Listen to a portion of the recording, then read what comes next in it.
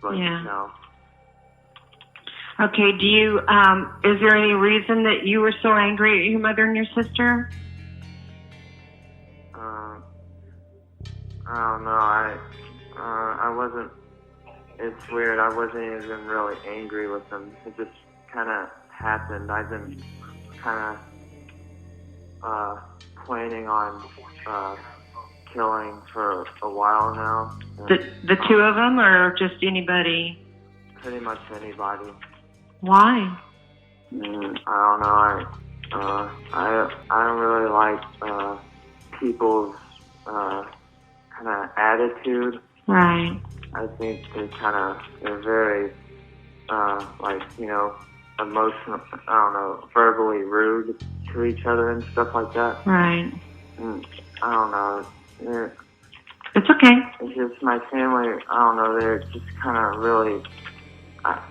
I guess this is really selfish to say, but to me, I felt like they were just suffocating me in a way. I don't know. I think, obviously, you know, I'm pretty, I guess, evil, but that's, whatever. Okay. Sorry. No, don't be sorry. It's all right. I'm listening. Okay, you have my undivided attention. Were your mom and sister in their beds? No. This is really gonna mess me up for this, you know, in the future. See, my sister, I told my sister that my mom needed her. Mm-hmm. She was in her room, and she came out of her room, and I shot her, and she rolled down the stairs, and I shot her again, and then I went down and I shot my mom about maybe 3 or 4 times, but I'll never forget this. Okay, that's fine. My sister, she came down the stairs and she was screaming, and I was telling her that I'm sorry, but to just hold still. Mm-hmm. That, you know, I was just gonna make it go away, you know, but she just kept on freaking out. But finally she fell down and I shot her in the head about probably 3 times. So they're both downstairs? Yes. Okay, where are you? In the kitchen. Okay. You're not sitting by the gun, are you? No, it's about like 10 or 15 feet away from me. Where's your dad? He's out of town. Do you know where he is? Out of town? Washington, D.C. Okay. And for, I guess, future reference, I don't really want to see any of my family members, you know, like it, and visiting or whatever. I don't know how it works or anything, but I just don't want any type of visitors. I don't want to see. Okay. You don't want to hurt yourself, do you? I don't know. I'm a little freaked out about guns now. Oh, sure. But you don't want to hurt yourself. I don't know. I definitely, you know, I assure you, I definitely don't like myself, you know. But I'm just so freaked out by guns now, and just to let you know, like, I hate the feeling of killing someone. I'm gonna be messed up. There are people that will help you. We're going to help you. We're not going to hurt you. All right? I understand if y'all want to, you know. No, we're not going to hurt you. We're there to help you, Jake. All right, everybody thinks that, you know, we want to do bad things, but we don't. We want to help people. Right or wrong, we want to help people. And we're going to help you. Okay? Do you understand that? Yeah. We're also here to help. Okay.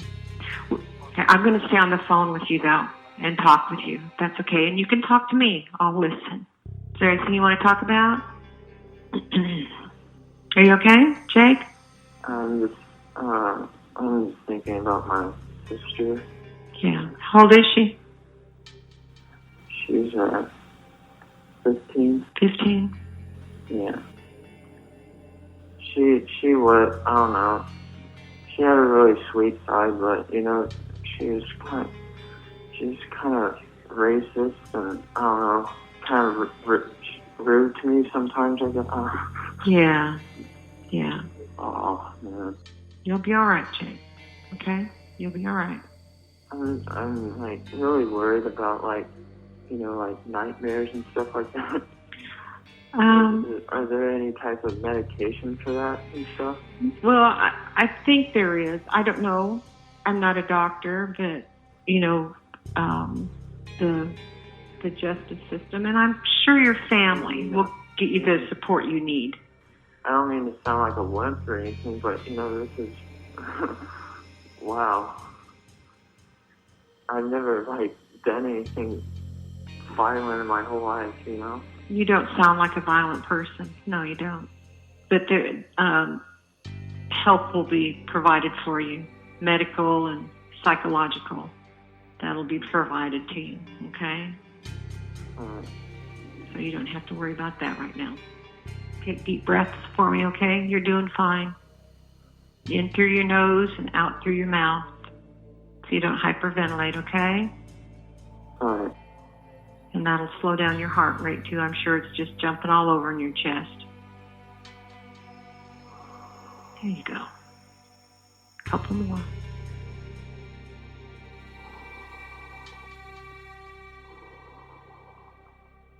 Good. That sounds good. You sound a lot calmer right now. Just keep taking deep breaths, and it'll keep the anxiety down. Deep breaths, honey. In through your nose, real deep. I just thought it'd be quick, I didn't want them to feel anything. That's why I used a gun. Okay. But it was like everything went wrong. It's all right.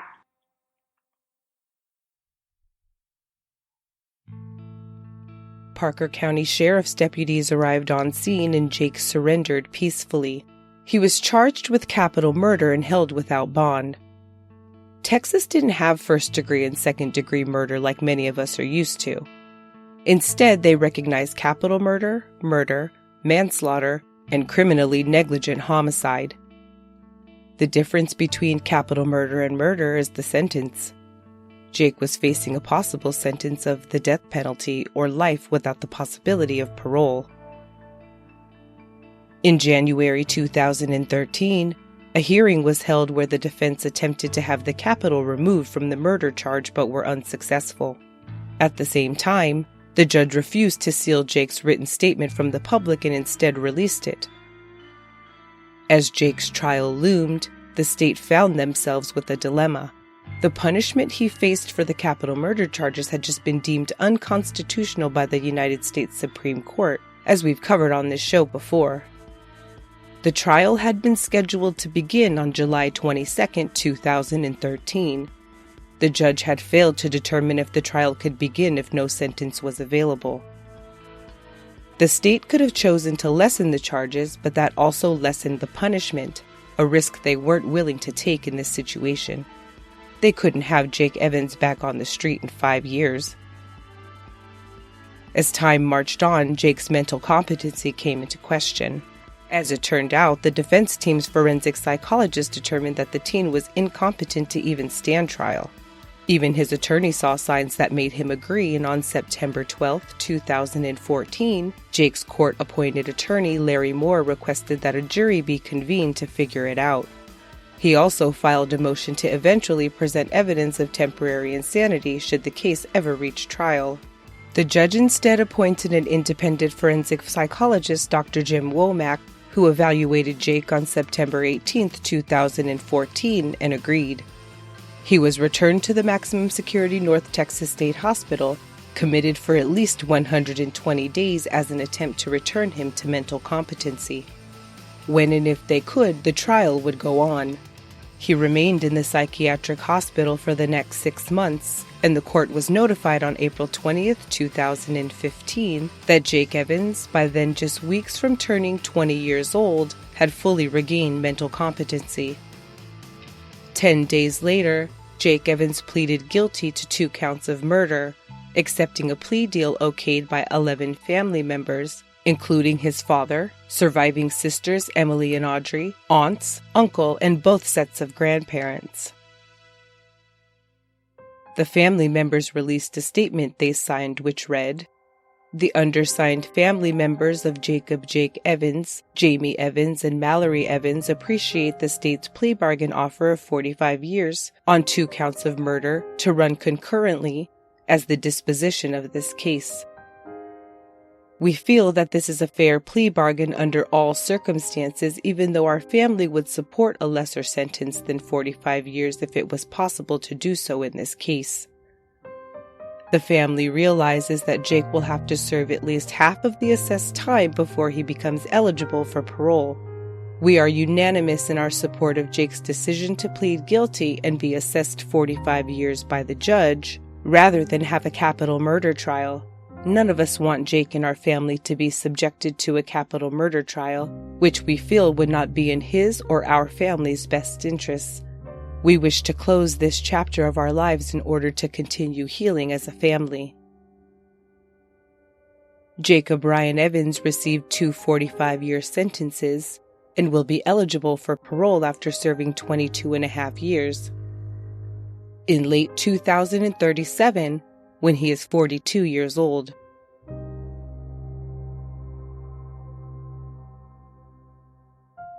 Have you heard of the so-called callous, unemotional child, lacking remorse and empathy, at risk of blossoming into a full-blown, grown-up psychopath? Did Jake Evans perhaps fall somewhere on such a spectrum? Many remarked on his affect and unemotional response to slaughtering his family members. And it isn't hard to notice that in his 911 call and confession, he is clearly more concerned with himself, how he's going to be messed up and his worries about nightmares. He never even mentions what his father and remaining family will have to live with due to his actions. Young Michael Myers from the film, whom Jake Evans felt he so related to, certainly would fit into this category. But in the end, he hadn't felt like he thought he would, and definitely not like the character at all. Anything is possible, but the caveat is, if Jake was a callous, unemotional child, by the time he watched and obsessed over the Halloween film, he was well past the age at which researchers feel intervention could be successful.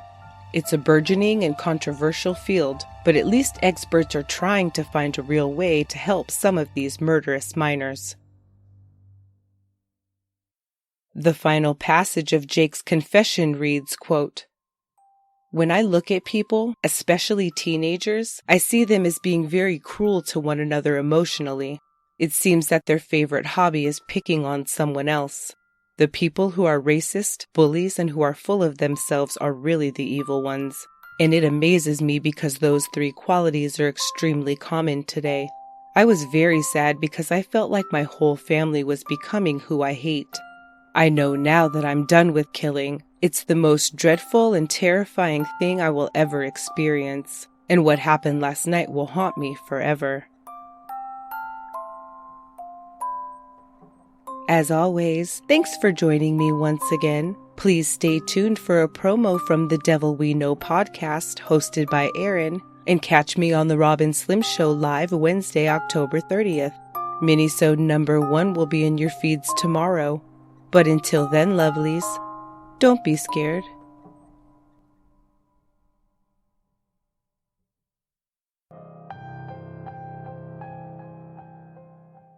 The neighborhood is unsafe, the streets unlit.